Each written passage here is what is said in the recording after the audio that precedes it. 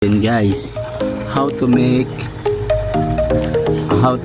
K1 media bottle using use bottle. Ayan,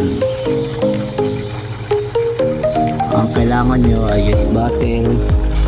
Maganda yung curve, yung pinaka ilalim nya yan.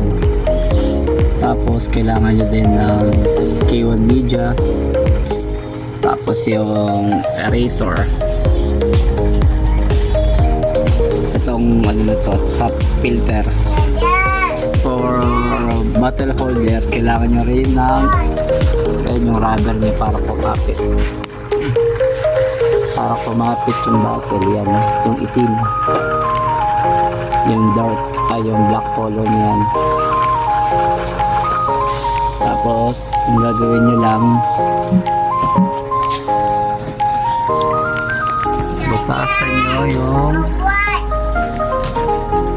ayan, butasan nyo lang yung gilid ng bottle, tapos ipasok nyo sa may top filter nozzle. Yan, yung may lumalabas na hangin.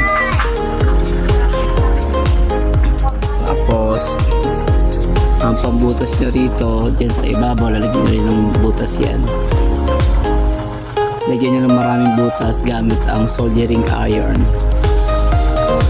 Guys, palit ng isda. Sequoia. Thank you for watching. Bye, smiley face.